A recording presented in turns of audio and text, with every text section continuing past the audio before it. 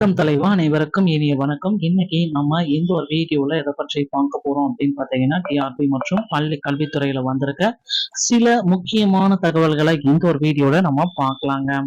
இடைநிலை ஆசிரியர்களின் இடைநில்லா போராட்டம் 16 ஆண்டு கால பிரச்சனைக்கு தீர்வு காண்பாரா முதல்வர் விஜய்.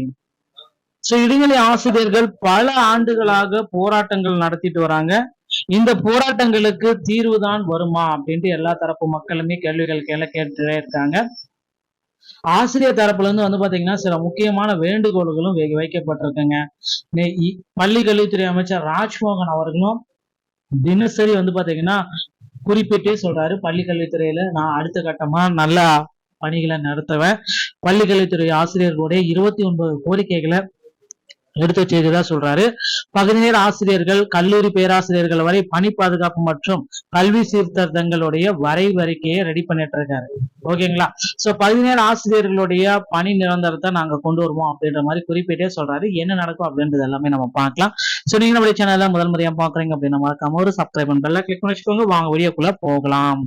இடைநிலை ஆசிரியர்களுடைய இடைநிலா போராட்டம் 16 ஆண்டு கால பிரச்சனைகளுக்கு முதல்வர் விஜய் அவர்கள் தீர்வு கொடுப்பாரா, ஸ்டேட்மெண்ட் கொடுப்பாரா என்னன்றது எல்லாமே இந்த வீடியோல நம்ம பார்க்கலாம்.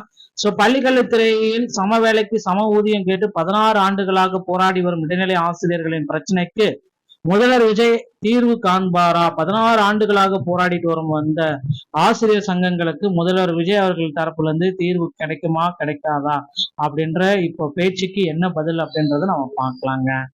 கிட்டத்தட்ட மாநிலத்தில் 6வது ஊதிய குழுவில் 1/6/2009 பிறகு நியமிக்கப்பட்ட இடைநிலை ஆசிரியர்களுக்கு கடைநிலை ஊழியர் மற்றும் அதன் அடிப்படை சம்பளம் நிர்ணயிக்கப்பட்டது.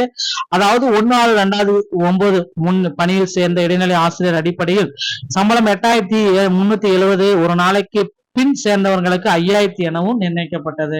இந்த முரண்பாடு ஒரே பணி ஒரே கல்வி தகுதி இருந்தும் சம வேலைக்கு சம ஊதியம் வழங்கப்படவில்லை என உச்சநீதிமன்ற தீர்ப்புக்கு எதிரானது என பாதிக்கப்பட்ட 20,000 ஆசிரியர்கள் தொடர்ந்து போராட்டம் நடத்தி வருகின்றன. முந்தைய அரசு அதிமுக ஆட்சியில் அப்போது எதிர்கட்சி தலைவராக இருந்த ஸ்டாலின் இந்த போராட்டத்தில் பங்கேற்று திமுக ஆட்சியில் தீர்வு காணப்படும் என வாக்குறுதி கொடுத்தார். ஆனா அந்த தீர்வு அவரால் கொடுக்க முடியல. இப்ப பாத்தீங்கன்னா முதல்வர் விஜய் அவர்கள் இவர்களுக்கு தீர்வு கொடுப்பாரா அப்படின்ற மாதிரி எதிர்பார்ப்புகள் போயிட்டு இருக்கு. சோ கண்டிப்பாக முதல்வர் விஜய் அவர்கள் இவர்களுக்கு கண்டிப்பா ஒரு சுமூகமான தீர்வை கொடுப்பாரு அப்படின்றத நிச்சயமா எதிர்பார்க்கலாங்க. 29 கோரிக்கைகளுடன் ஆசிரியர் சங்கங்கள் எல்லாமே பள்ளிக்கல்வித்துறை அமைச்சர் ராஜ்மோகனை அணுகி இருக்காங்க. சோ அவரும் பாத்தீங்கன்னா விரைவில் பள்ளிக்கல்வித்துறையில மேம்படுத்தப்படும், சில முக்கியமான அறிவிப்புகள் வெளியிடப்படும், பகுதி நேர ஆசிரியர்களுடைய பணி நிரந்தரம் செய்யப்படும், கல்லூரி பேராசிரியர்களுடைய பணி நியமனங்கள் அனைத்தும் விரைந்து முடிக்கப்படும், மாநிலத்தில் இருமொழி கொள்கை மற்றும் மும்மொழி கொள்கை சார்ந்த தெளிவான நிலைப்பாடா நாங்க கொடுக்கிறோம் அப்படின்ற மாதிரி எல்லாமே குறிப்பா சொல்லியிருக்காரு. சோ அடுத்து பாத்தீங்க அப்படின்னா சில பகுதி நேர ஆசிரியர்கள் தொடர்ந்து போராடிட்டே இருக்காங்க. அவர்களுக்கு சில முக்கியமான அறிவிப்புகளையும் வெளியிட்டிருக்காரு. அடுத்து டெட்ல பாஸ் பண்ணவங்களுக்கு உண்டான போஸ்டிங் எப்போ போட போறீங்க 2013-17 அப்படின்னு கேட்டதுக்கு விரைவில் இதை முதல்வருடன் கூடி பேசி சுமூகமான முடிவுகளை எடுக்க போறதா சொல்லியிருக்காருங்க.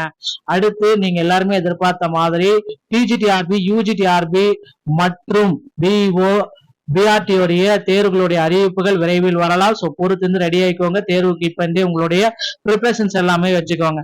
சோ நியமன தேர்வை ரத்து பண்ணலாம் அப்படின்ற மாதிரி பேச்சுவார்த்தைகள் எல்லாமே அங்கங்க போயிட்டு இருக்கு. கண்டிப்பா பாத்தீங்கன்னா முதல்வர் அவர்கள் ஆசிரியர்களுக்கு சிறப்பான ஒரு தரமான நன்மையை செய்ய காத்திருக்காரு. பொறுத்து நாம பார்க்கலாம்.